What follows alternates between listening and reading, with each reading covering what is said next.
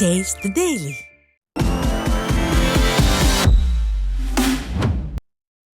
கடலூர் மாவட்டம் ஸ்ரீமுஷ்ணத்தில் வடிகால் வாய்க்கால் கழிவுநீரை சக்கரகுளம் பகுதியில் விட முடிவு செய்யப்பட்டுள்ள நிலையில் விவசாய நிலங்கள் பாதிக்கப்படும் என விவசாயிகள் குற்றம் சாட்டியுள்ளனர். ஸ்ரீமுஷ்ணத்தில் பல பகுதிகளில் அமைக்கப்படும் வடிகால் வாய்க்கால்களை இணைத்து கழிவுநீரை சக்கரகுளம் பகுதியில் வெளியேற்ற இடம் தயார் செய்யப்பட்டுள்ளது. இந்த இடம் விவசாய நிலப்பகுதிகள் அடங்கிய இடமாக உள்ளதால் விவசாயம் பாதிக்கப்படும் என விவசாயிகள் குற்றம் சாட்டியுள்ளனர். திறனற்ற திமுக ஆட்சியில் அதிகாரிகள் விவசாயிகளை தொடர்ந்து வஞ்சித்து வருவதாக குற்றம் சாட்டியுள்ளனர். கழிவுநீர் கால்வாயை அமைச்சு அந்த கழிவுநீரை ஃபுல்லா கொண்டு வந்து சக்கரை குளத்துல விடுறாங்க. விவசாய நிலம் 150 ஏக்கர் இருக்குங்க. இந்த சக்கரை குளம்ன்றத இப்ப சாக்கடை நிலமாக்க போறாங்க. அந்த விவசாயம் என்ன ஆகும்? இதனால் மக்கள் பாதிக்கிறாங்க. பதவியேற்றது செல்லாது என்ற உயர்நீதிமன்ற அமர்வின் தீர்ப்பிற்கு உச்சநீதிமன்றம் தடை விதித்தும் பதவி பிரமாணம் செய்து வைக்க மாவட்ட நிர்வாகம் முன்வரவில்லை என கன்னியாகுமரி மாவட்டம் தேரூர் முன்னாள் பேரூராட்சி மன்ற தலைவர் குற்றம் சாட்டியுள்ளார். 2022ஆம் ஆண்டு தேயூர் பேரூராட்சி மன்ற தலைவராக அமுதராணி என்பவர் தேர்வானது செல்லாது என தொடரப்பட்ட வழக்கில் உயர்நீதிமன்ற மதுரை அமர்வு தீர்ப்பு வழங்கப்பட்டுள்ளது. இதற்கு உச்சநீதிமன்றம் தடை விதித்தும் தனக்கு பேரூராட்சி மன்ற தலைவராக பதவி பிரமாணம் செய்து வைக்காமல் மாவட்ட நிர்வாகம் காலம் தாழ்த்துவதாக அமுதராணி தலைமைச் செயலாளரிடம் புகார் அளித்தார். உயர்நீதிமன்ற ஆணையை ரத்து செய்து உச்சநீதிமன்றத்தில் தடை ஆணை பெற்றிருக்கிறேன்.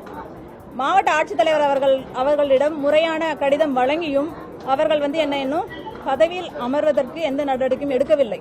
தீர்ப்பு தடையாணை விதித்து 23 நாட்கள் ஆகியும் சேர்மன் பதவியில என அனுமதிக்காதத நான் என்னோட உரிமை, இது மக்களால் தேர்ந்தெடுத்து நான் பதவிக்கு வந்த பிறகும் என்னை சேர்மனா அனுமதிக்கிறதுக்கு மாவட்ட ஆட்சியாளர் ஏன் தயங்குறாங்க?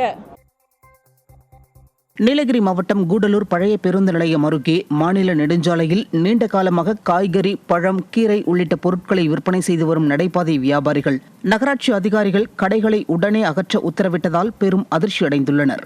தீபாவளியை முன்னிட்டு கந்துவட்டிக்கு பணம் வாங்கி வியாபாரம் நடத்தி வருவதாகவும் இந்த நடவடிக்கையால் வாழ்வாதாரம் கேள்விக்குறியாகியுள்ளதாகவும் வேதனை தெரிவிக்கும் அவர்கள் கடைகளை அமைப்பதற்கு வழிவகை செய்து தர வேண்டும் என்றும் கோரிக்கை விடுத்துள்ளனர்.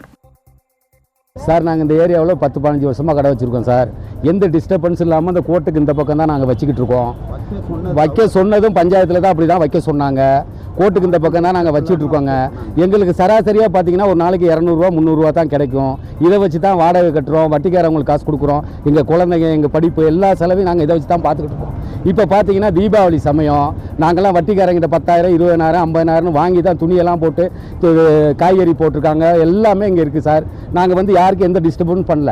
இப்போ சாயங்காலம் ஆகுனா வட்டிக்காரவங்க எங்கிட்ட காசு கேட்பாங்க. நாங்கள் எங்கிருந்து சார் கொடுக்க முடியும்? தேனியில் நீர்நிலை ஆக்கிரமிப்புகளை அகற்றுவதற்கு எதிர்ப்பு தெரிவித்து வட்டாட்சியர் அலுவலகத்தை முற்றுகையிட்டு பொதுமக்கள் கோரிக்கை மனு அளித்தனர். தேனி அல்லி நகரத்தில் உள்ள மந்தைக்குளம் பகுதி நீர்நிலை ஆக்கிரமிப்பில் இருப்பதாக கூறி அக்டோபர் 22ஆம் தேதிக்குள் குடியிருப்புகளை அகற்ற நீதிமன்றம் உத்தரவிட்டுள்ளது.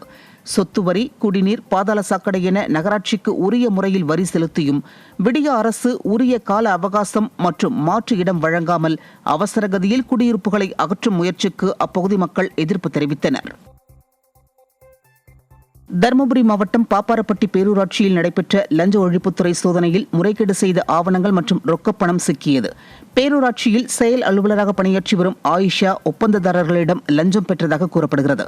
இது தொடர்பாக நடைபெற்ற சோதனையில் முக்கிய ஆவணங்கள் சிக்கிய நிலையிலும் விடிய அரசின் லஞ்ச ஒழிப்புத்துறை கைது நடவடிக்கை மேற்கொள்ளாமல் மேலோட்டமாக சோதனையிட்டதா என மக்கள் கேள்வி எழுப்புகின்றனர்.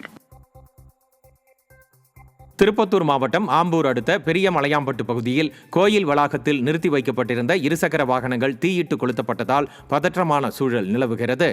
பெரிய மலையாம்பட்டை சேர்ந்த மஞ்சு மற்றும் அவரது உறவினர் தங்களது இருசக்கர வாகனங்களை அருகிலுள்ள மாசானத்து அம்மன் கோயில் வளாகத்தில் நிறுத்தி வைத்ததாக கூறப்படுகிறது. இந்நிலையில் கும்பல் ஒன்று தீயிட்டு கொளுத்தியதில் இருசக்கர வாகனங்கள் முற்றிலும் சேதமடைந்தன. மக்களின் உயிருக்கும் உடைமைக்கும் பாதுகாப்பான சூழலை ஏற்படுத்த திறனற்ற விடியா அரசின் ஏவல்துறை இருந்து என்ன பயன் என பொதுமக்கள் கேள்வி எழுப்பியுள்ளனர்.